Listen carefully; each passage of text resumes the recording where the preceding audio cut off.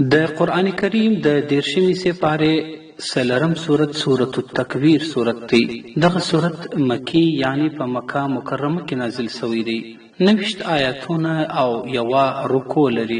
بسم الله الرحمن الرحیم.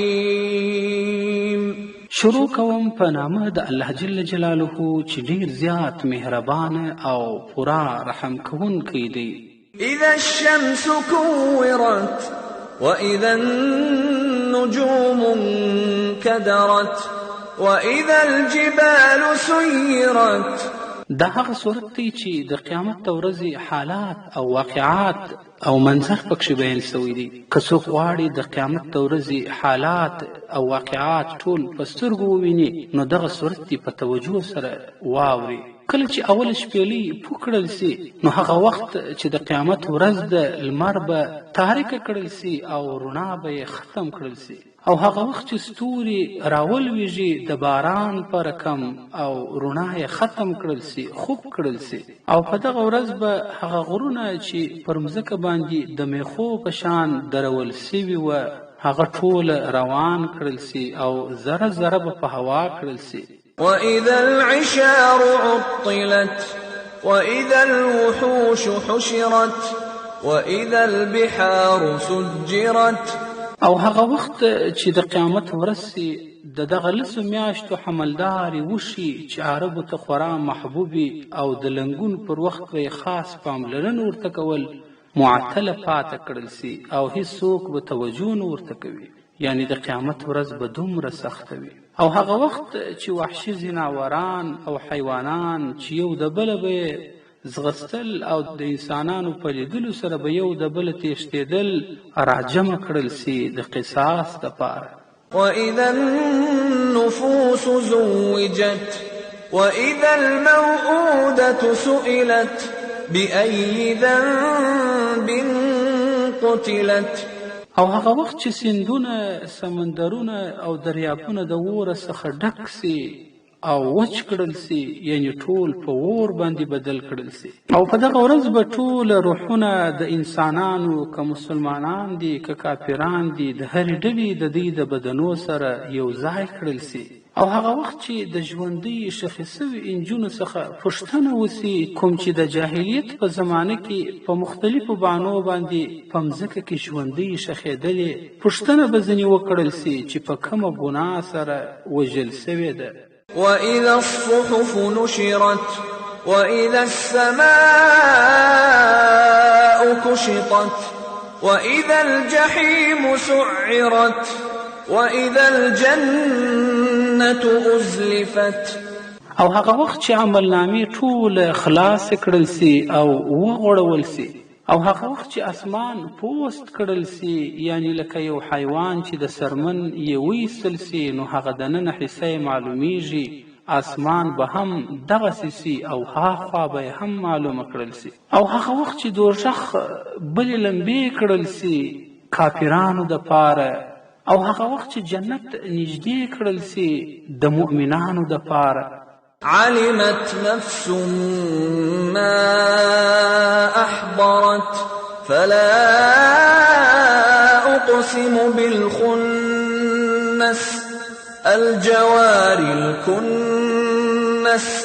نو الله جل جلاله وایي زه قسم اخلم په بیرته ګرځېدونکو سمتلونکو په پټېدونکو سره. یعنی دغه صفتونه د هغو ستورو چې هغه مشهوره 5 ستوري دي چې مشتري مریخ زهره عطارد او زحل دي. دغه هغه 5 ستوري دي چې حیرانونکي دي. د دې یو ډېر عجیبه او حیرانونکی حالت دی چې کله د مشرق څخه مغرب طرف ته دی روان وي نو په دې اعتبار ودی ته جوار ویل کیږي او کله بیا دغه ستوري په تلو تلو کې پټ سي په دې اعتبار ودی ته کنس ویل سوي دي. مطلب دا دی چې د دې حرکاتو څخه د الله پاک د قدرت مشاهده وکړي او ایمان راوړي. والليل إذا عسعس والصبح إذا تنفس. او قسم په شپه هغه وخت چې راوخیږي یعنی خپره سي او تاریکي وغوړیږي او قسم په سهار هغه وخت چې ساه واخلي راښکاره سي رڼا د سهار او رڼا یې خپره سي.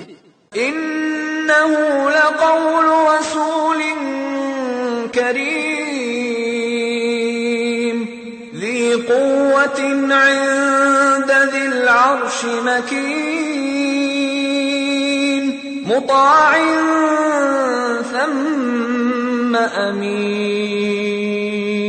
بشک دا قرآن کلام دی د استول سوي فرشتې چې عزتمند ده، صاحب د قوت او طاقت چې طاقت یې په مخکې قومو کې د الله پاک په امر سره په عذابو کې معلوم کړل سوي دي. فنیز د صاحب د عرش یعنی د عرش د مالک دا فرشته او ملائکه جبرائیل علیه السلام د لوی مرتبه خاوند دی، فرمان بردار یعنی د نور ملائکو پر سر باندې دا مشري کوي او هغوی د امر مني او امانتدار ده. کوم څه چې الله جل جلاله ورته وایي هغه مني او هغه کوي.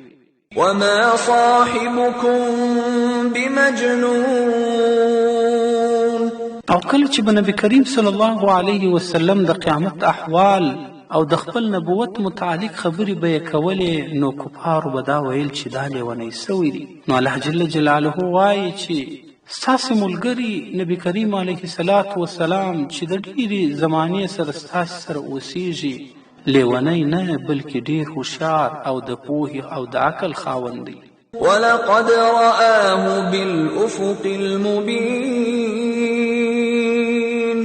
او دا چې دوی وایي چې محمد صلی الله علیه وسلم جبرائیل علیه السلام نه دی لیدلی، نو الله جل جلاله وایي چې محمد صلی الله علیه وسلم جبرائیل علیه السلام د اسمانو په کنارو کې معلومدار لیدلی دی.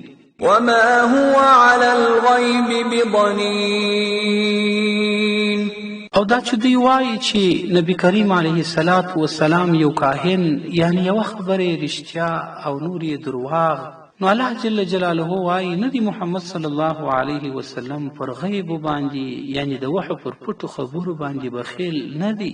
وما هو بقول شیطان رجیم.